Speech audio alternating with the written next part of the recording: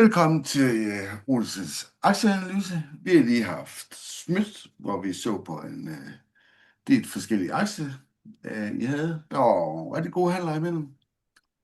Så fik vi også kigget lidt på kanalhandler og Darwins bokse, som jeg fortalte lidt om, hvordan jeg handler dem. Det var et rigtig godt Smith-møde, synes jeg. Og lad os kigge lidt på, hvordan markedet ser ud i øjeblikket.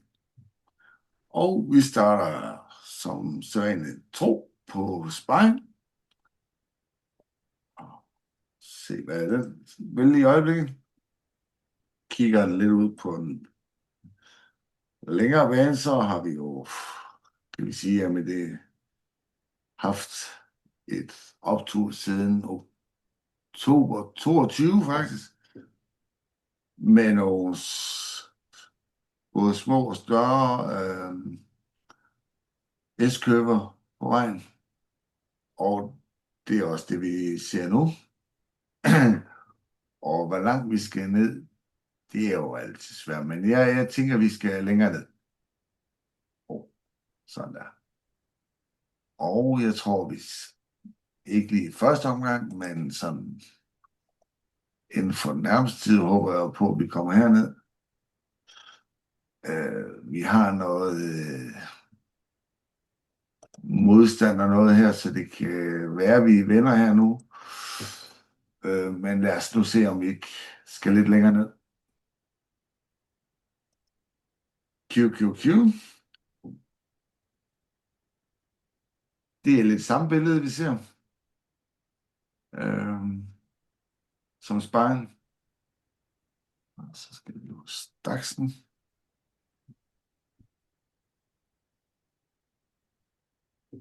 Skal vi væk.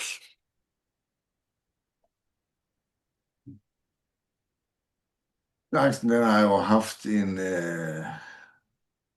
range, den har arbejdet inden for, og så skød den lige op, og så blev den ellers bare kedelig.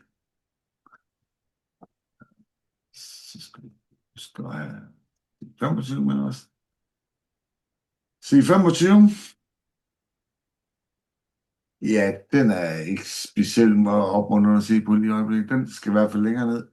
Og hvor langt vi skal ned, det er nok ikke helt usandsynligt. Vi skal ned i de 158 på den.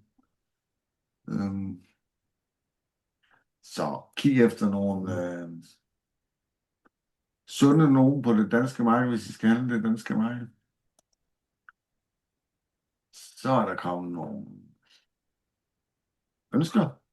Nej, hvor jeg lige skulle se, hvad jeg selv havde taget sidste gang, jeg var på. Det var... finde. Det var Benord. Og den er vi ikke blevet fyldt på endnu. Den handel. Og det er så, vi gør det, er lige at flytte den lidt tættere på, men vi er godt nok ved at være tæt på regnskabet nu. 6. maj, der er stadigvæk noget at gøre. Så jeg flytter den bare lige en hak opad, og den retter jeg lige ind i arket. Skriver lige ud, hvad for nogen jeg ændrer den til. Så er der kommet nye. Det er noget, vi har kigge på. Lad os lige slette det og kigge på den med friske øjne. Den løber jo stadig i den her kanal, nedadgående kanal. Så en måde, det er shorten. Tag den, når den kommer herop. Og så bare køre den nedad. Husk regnskabet. Det er 14. maj. Så vær ude inden der. Det kunne være en måde at handle den på.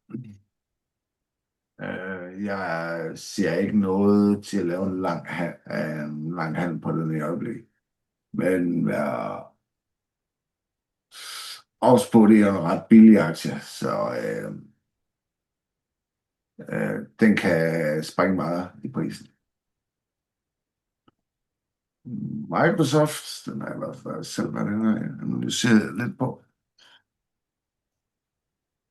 Og det der.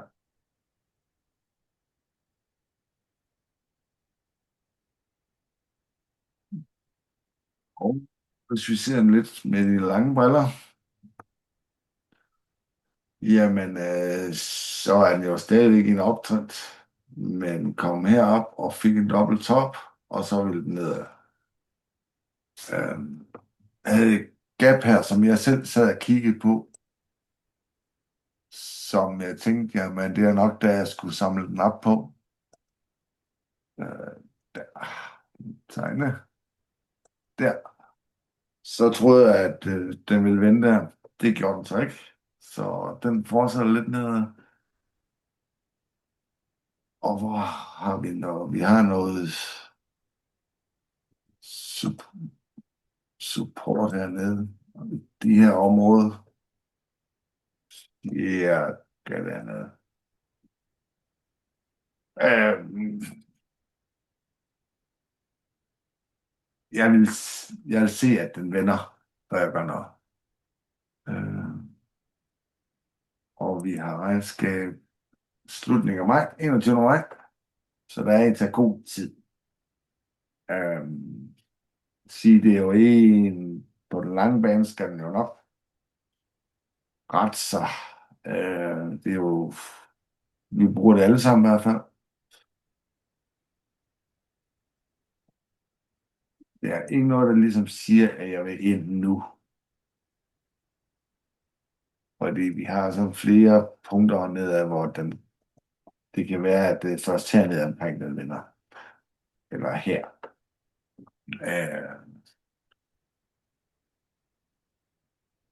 så lige se, at den begynder at lave vending. Vi vil sige, at vi har den dalende volumen herovre, så den er del af det jo ikke til fint nok. Men så skal vi altså se, at den begynder at lave vending. Så vær lige lidt tålmodig med den.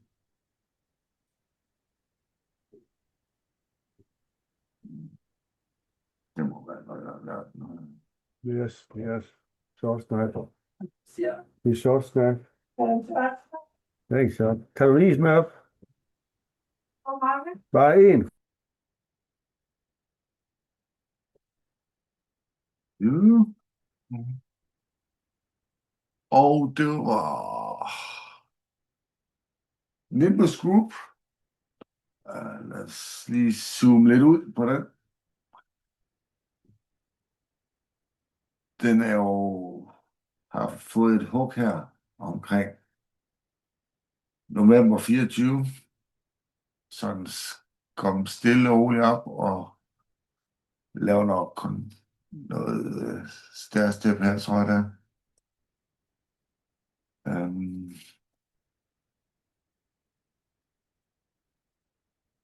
og man kan sige, at der er noget dobbelt bund her, som den måske er ved at teste, så det er så all time high her. Kan vi tegne ind?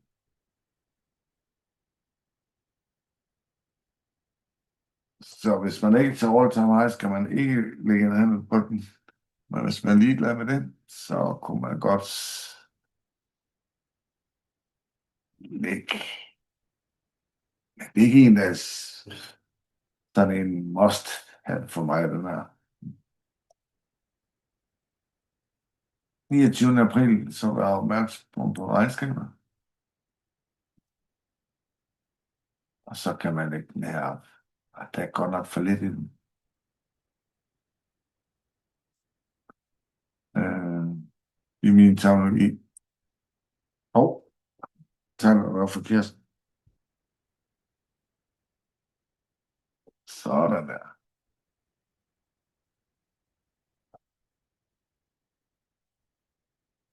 Men alligevel.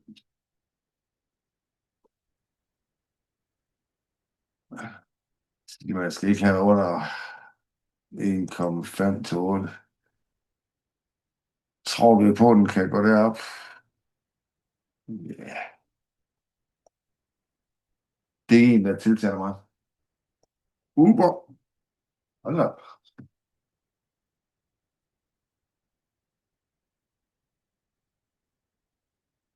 Mm, den har haft en god periode, og så begynder den at lave noget kanalværk nedad. Det kan være meget fint, fordi så kan vi komme i en kanal opadgående senere hen. Så det tror jeg faktisk, den er tæt på at lave nu. Der har vi punkt 1, 2 og 3. Så vil jeg gerne se, at den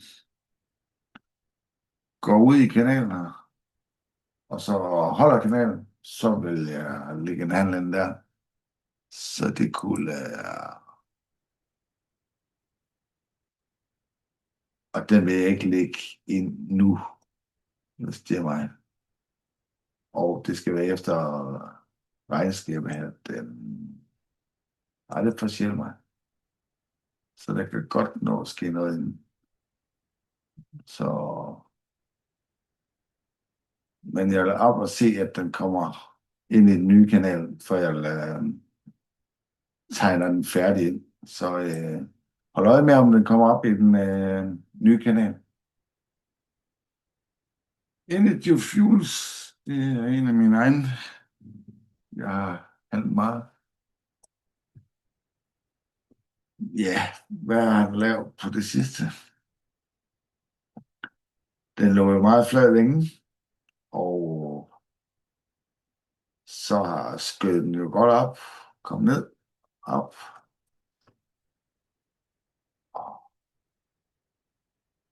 Det kan både være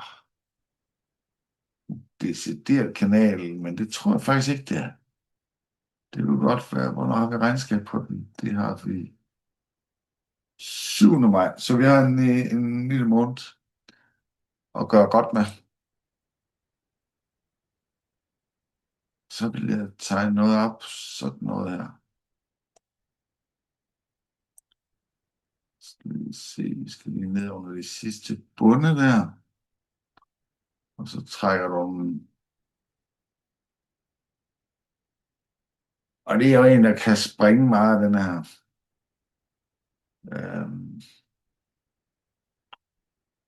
Og vi har generelt lavere volumen, som er det, vi skal se på det her stykke her.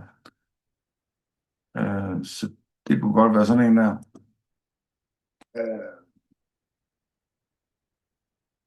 Ja,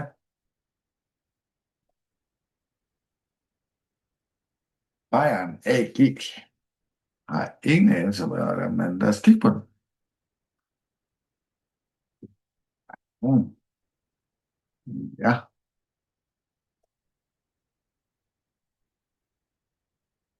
Mm. Hvad tænker vi om den? Oh.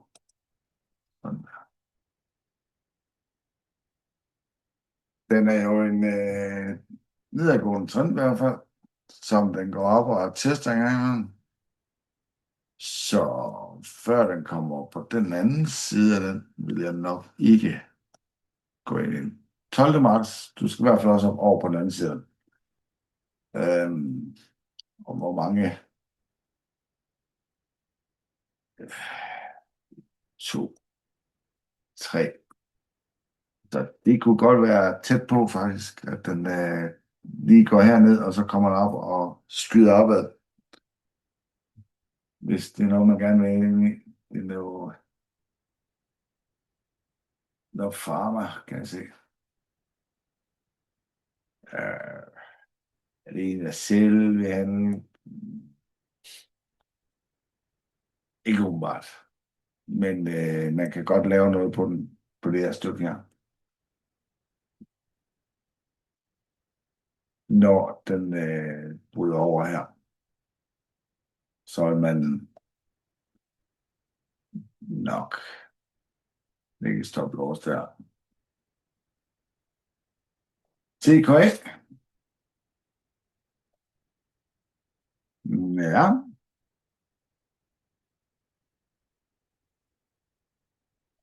Mhm. Det er også en, der har haft en lang nedadgående kanal fra, eller nedadgående trend fra,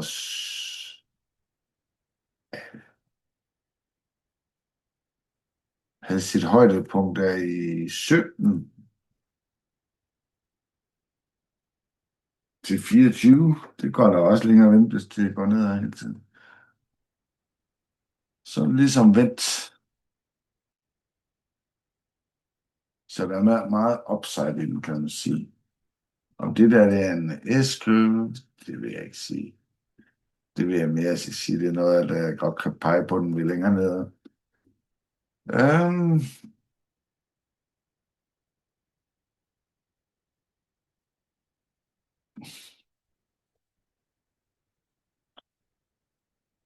jeg siger, den skal over den her top igen, før jeg går ind.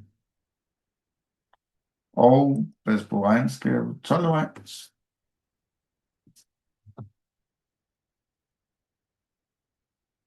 Ja, det tror jeg, det var sådan en umiddelbart.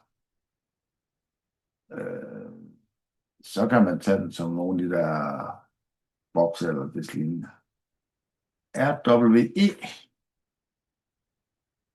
Ja, og noget elektricitet. 13. maj.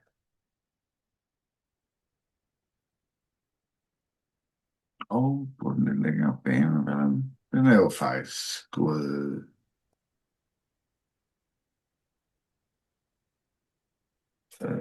arbejdet længe. Den har med at lave nogle små S-skrift ned, så er det ikke den, man skal fange den på. 13. maj. Så det kunne være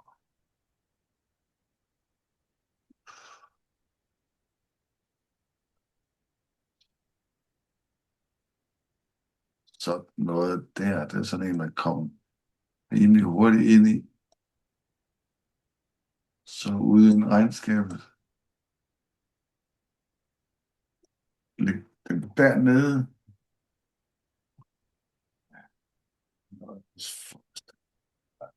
Og man skal huske, det er en all-time high. Så hvis det er næstklub, så er det lidt små ned. Så der tror jeg vil tage den så. Man kan også tage den som de boks, jeg snakker om tidlig i aften. Så laver man en her. Og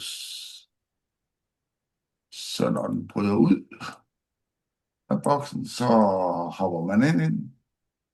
Og så laver man, bliver man ved med at lægge til. Men husk lige på regnskabet. 13. maj. Det var i hvert fald en måde at gribe den an på. Det var faktisk ikke helt dumt.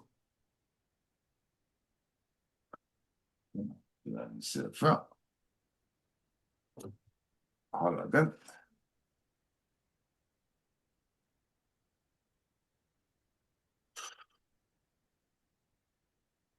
Ja, jeg vil faktisk sige, at den holder rimelig godt stadigvæk.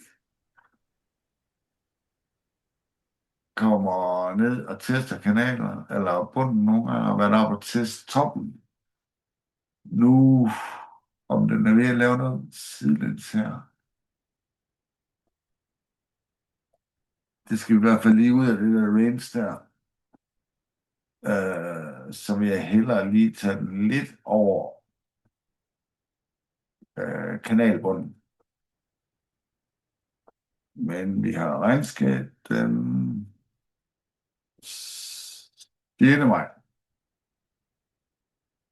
Så der skal være ude en... Så det er sådan noget af den stil, der den skal se ud. ISS, der har vi også tegnet noget her ind på. Så lad os kigge på nye øjne. Oh. Ja, vi havde en all-time high her, tror jeg, det må være. Nej, men stadigvæk et godt upside.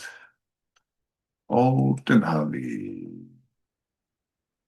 Der er lang tid til regnskab. Det har vi lige haft. Så det er fint. Det giver os lidt mulighed. Mm,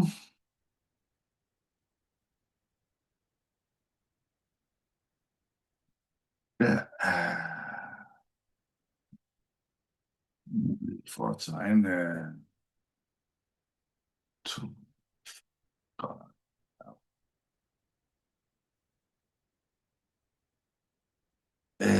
Det er i hvert fald en tilgang at lave en boks, og så lave entry, hvis det break out of der. Ja, nej, jeg synes, den er for stor til, at jeg vil tage den tilgang. Så det er nok en S-klub, vi skal kigge efter.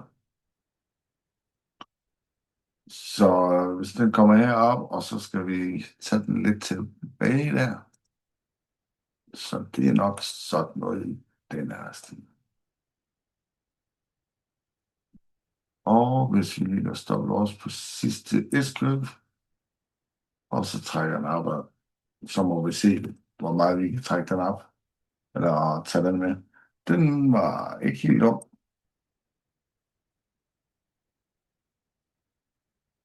Nej, den synes jeg faktisk er meget fin. Her.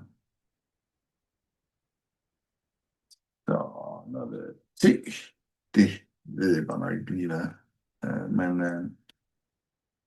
vi har regnskab den 22. april, så det er ikke så langt til at gøre noget. Det er en... Det er noget telekommunikation. Jeps. Øhm, haft en god periode op, hvor vi så har trukket os lidt tilbage, og så har vi lavet et breakout of det. Og så har vi en range her. Den vil jeg helt sikkert kalde som bokse. Og det er fordi, nu er den ved at være i toppen af det der. Og der.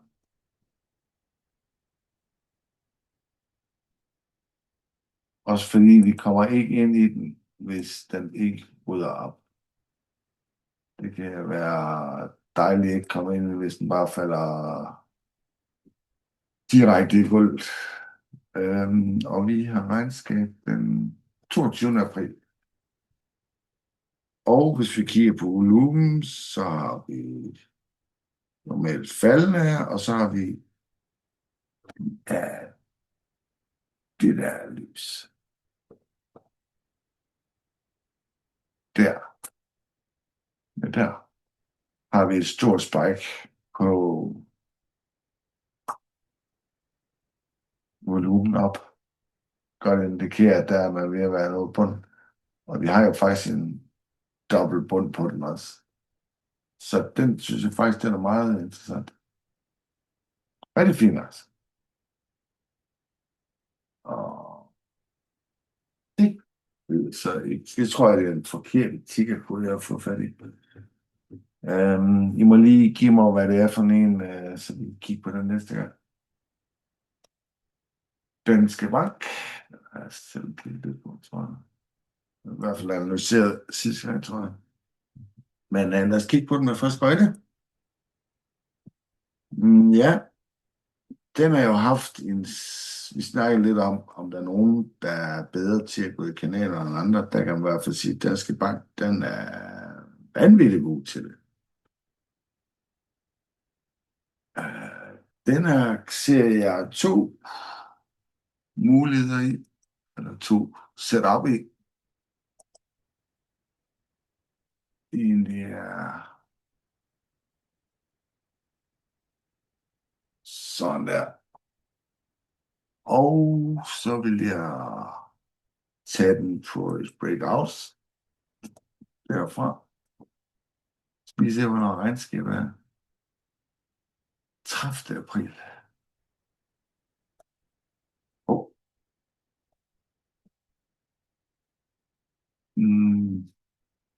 Der vil jeg nok tage stop loss dernede, og så tage den op omkring 2R. Det burde vi godt kunne nå inden 30. april. Det er i hvert fald en måde at tage den på. Den anden måde, det var jo at vi har en af de der bokse der. Og så sæt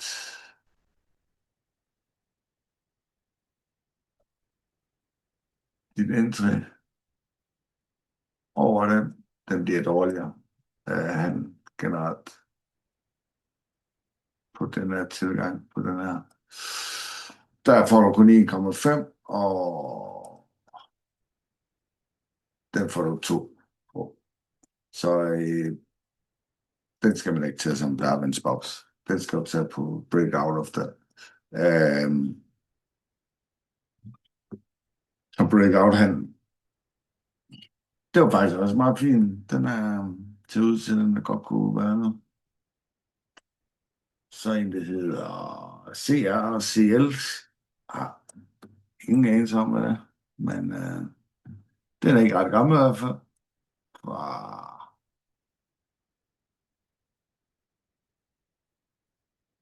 juni 25.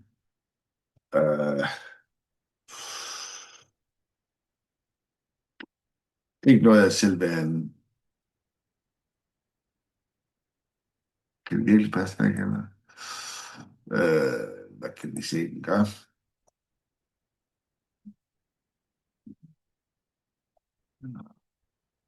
Hvordan man arbejder så på den der.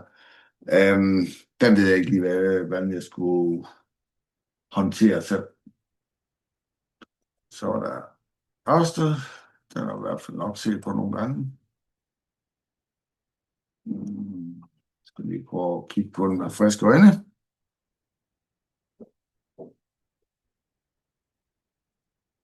Sådan. Så kigger vi lige på den. Den kan man sige, den er også en, der bare går ned ad det sidste lange stykke tid, så det var ikke en, jeg selv ville gå ind i.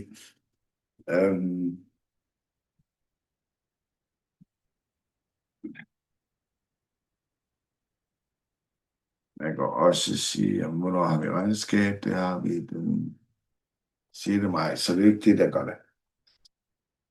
Den har godt nok fået nogle tæsk. At det ligner jo lidt, at vi laver noget S-køb på vej nedad hele vejen.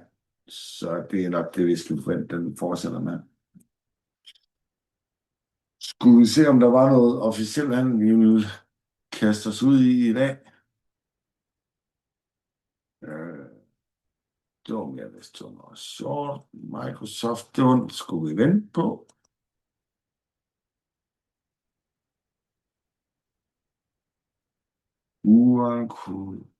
Hvorfor var det? Skulle vi også vente på. Skulle vi godt tage med.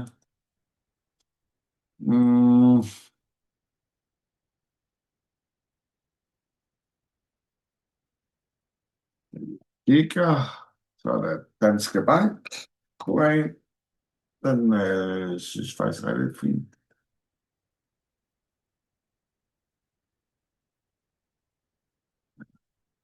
Første, det var ikke. Så har vi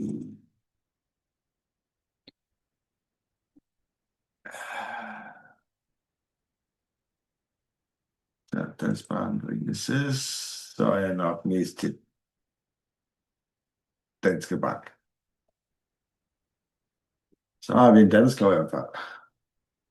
Så er der den her. Tele.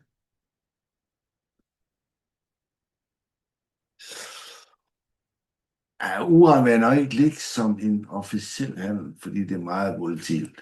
Øh, så det er den der RVAG, den er elektricitet, og så Dansk Bank. Jeg vil ligge som officiel handel i dag. Så dem lægger lige ud i Slack. Så vil jeg sige tak for i aften, og vi ses ud i Slack. Hej.